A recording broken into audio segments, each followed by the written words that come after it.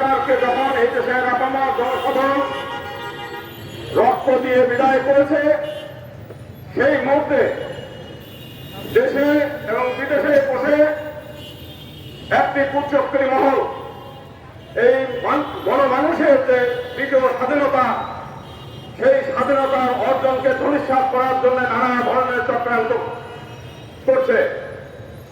আপনারা দেখতে পাচ্ছেন আমাদের দেশের পার্শ্ববর্তী একটি দেশের মিডিয়ায় নানা ধরনের প্রোপাগান্ডা চলছে।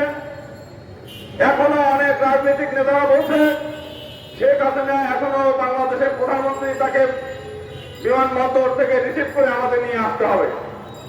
আমরা বলে দিতে চাই যে বাংলাদেশ সরকার তাকে অবশ্যই এই দেশে চায় এবং তাকে ওইভাবে রিসিভ করার জন্য না, তাকে পুলিশ রিসিভ করে নিয়ে আসবে এবং তাকে বিচারের কাজ করায় দাঁড়াতে হবে। এবং এই যে দীর্ঘ 15 থেকে 17 বছর ধরে বাংলাদেশে যে শত শত মানুষের খুন হয়েছে, শত শত মানুষ যারা পঙ্গু হয়েছে, এই পূর্ণ বিচার হতে হবে এই বাংলার মাটিতে। আমরা সেই জন্য তাকে চাই প্রধানমন্ত্রী হিসেবে, আর এইখানে তার আসার কোনো সুযোগ নাই।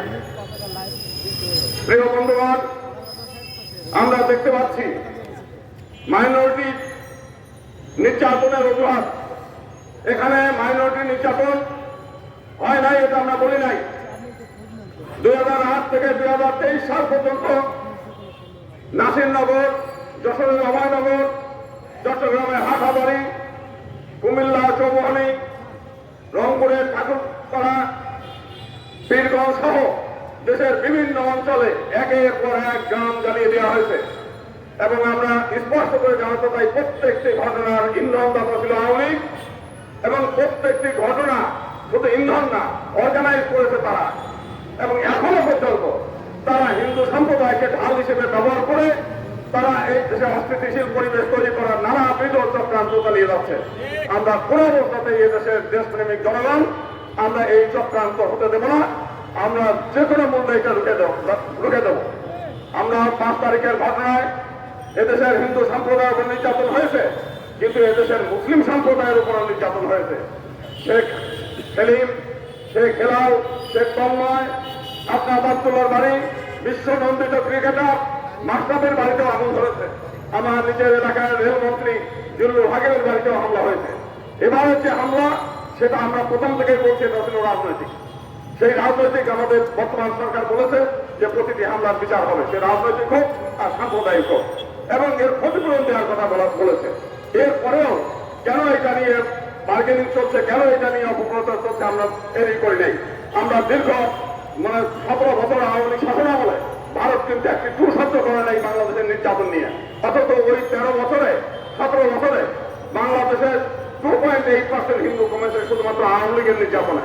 তারা হিন্দুদের সম্পত্তি এনিমি প্রভাবিত করেছে, ভারতকে শত্রু রাষ্ট্র ঘোষণা করে। অথচ ভারতের একটা ন্যূনতম মর্যাদাবোধ, ন্যূনতম নীতিবোধ, ন্যূনতম সম্মানবোধ থাকলে এই আওয়ামী লীগ থেকে বহুদিন আগে তারা দিক সরিয়ে নিতে পারত। আজকে বাংলাদেশের জনগণের সঙ্গে তার কোনো সম্পর্ক নাই, তারা একজন ব্যক্তিকে মনে করছে সে হলো বাংলাদেশ।